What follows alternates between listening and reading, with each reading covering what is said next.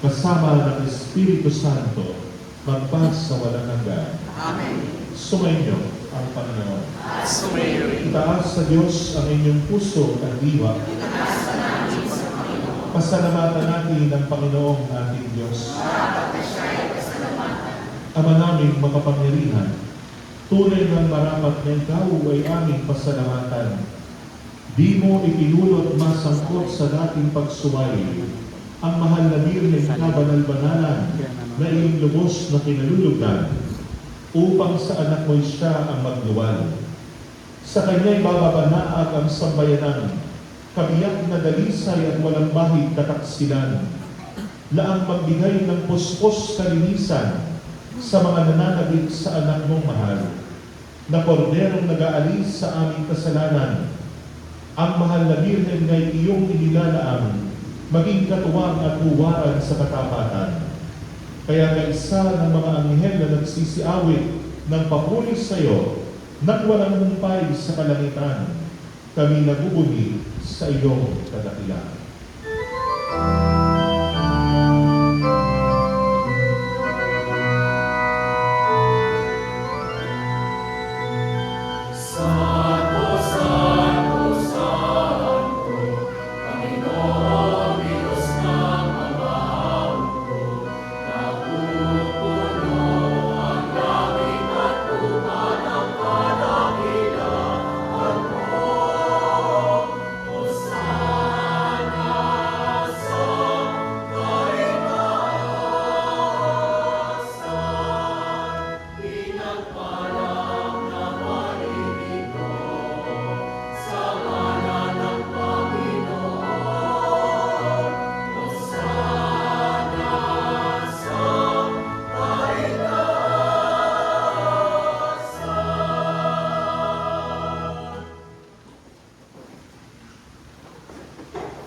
Ama naming banal, ikaw ang bukal ng lahat ng kabanalan.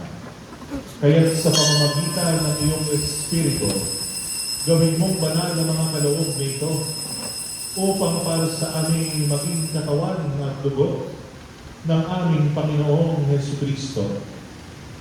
Bago niya pinag-is ang pusang loob na maging handog, hinawakan niya ang tinapay, pinasalamatan kanya, pinaghati-hati niya iyon. Iniabot sa kanyang mga alagad at sinabi, "Tanggapin ninyong lahat ito at kanin. Ito ang aking katawan na ihahandog para sa inyo."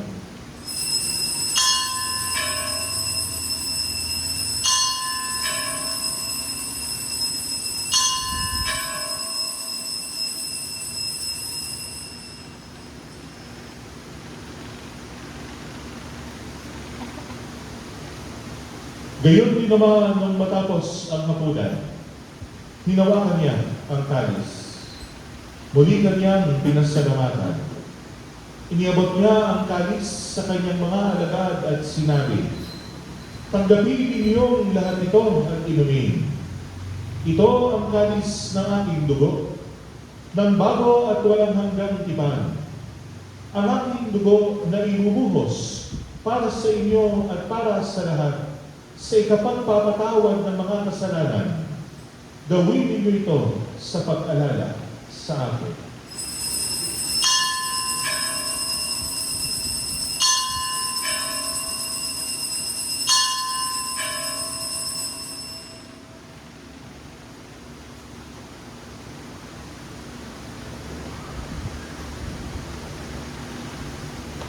Mysterium Fidei.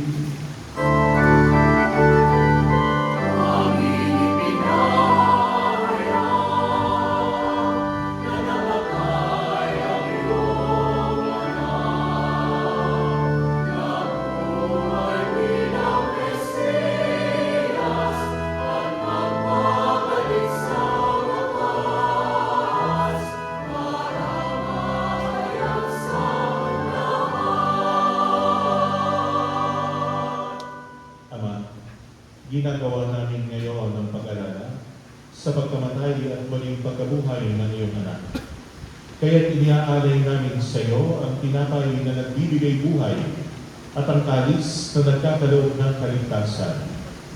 Kami nagpapasalamat dahil kami iyong minarapat na tumayo sa harap mo para maglingkod sa iyo. Isinasamo namin kaming magsasalo-salo sa katawan at dugo ni Kristo ay mabuklod sa pagkakaisa sa pamamagitan ng Espiritu Santo. Ama, lingapin mo ang iyong simbahang laganap sa buong daigdig. Puspusin mo kami sa pag-ibig. Kaisa ni Leon na aming Santo Papa at ni Dennis na aming Obispo at ang lahat ng kapalian. Alalahanin mo rin ang mga kapatid namin na hinlay nang may pag-asang sila'y muling mabubuhay, gayon din ang lahat ng mga pumanaw. Kaawaan mo sila at patuloyin sa iyong kaliwanagan. Kaawaan mo at pagindapati kaming lahat na makasalo sa iyong buhay na walang wakas. Kaisa ng mahal na Birheng Maria na ina ng Diyos at isang Jose na kanyang esposo. Kaisa ng mga apostol at ang lahat ng mga banal na namuhay dito sa daigdig ng kalugod-lugod sa iyo. May pagdiwang nawa namin ang pagpupuri sa ikararangan mo sa pamamagitan ng iyong anak na aming Panginoong Jesucristo.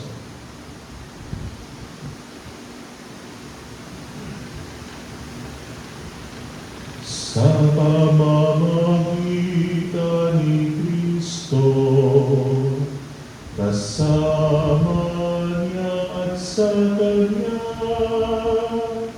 ang lahat ng parangal at papuri ay sa iyo, Diyos Ama, makapangyarihan, kasama ng Espiritu Santo, magpasawalang hanggan.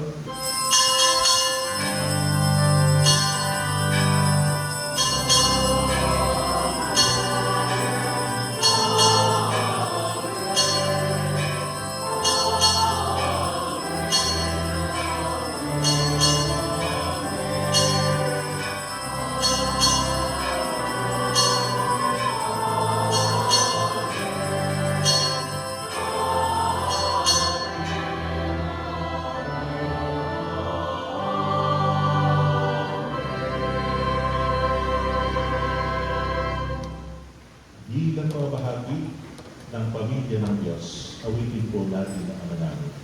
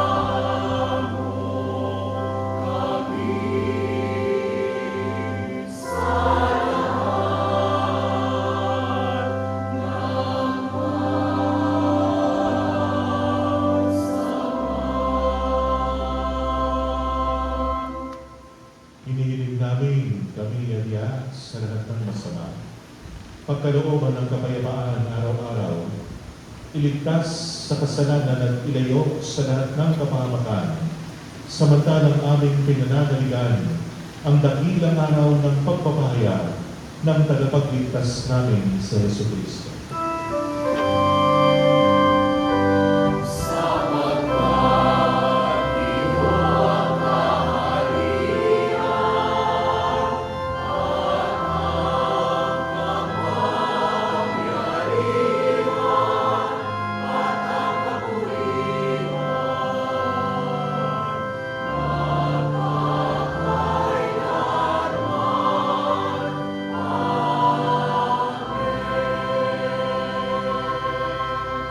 Panginoong Jesucristo, sinabi mo sa iyong mga apostol, kapayapaan na iniiwan ko sa inyo, ang aking kapayapaan na ibinibigay ko sa inyo.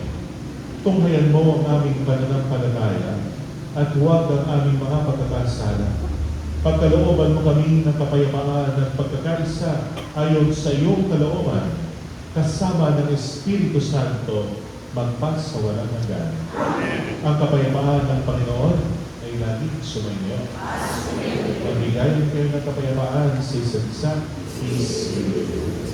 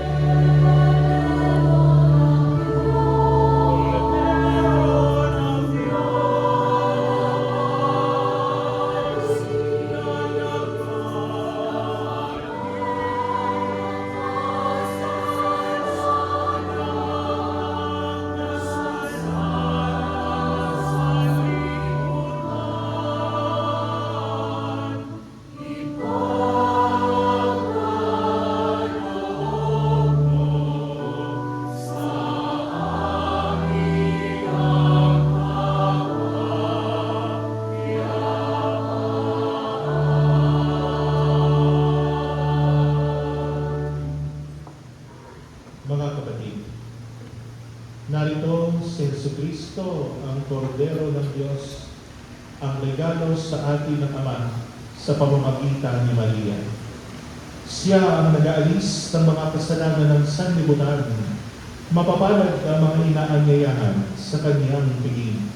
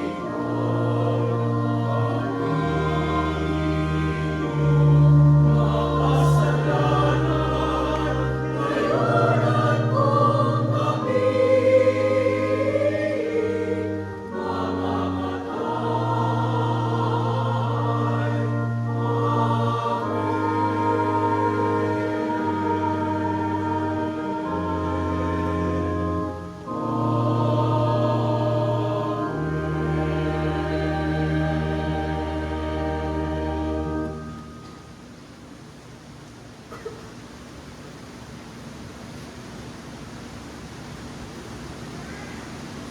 ang pagkatapon ng tubig. Sulit ang pagkatapon ng tubig.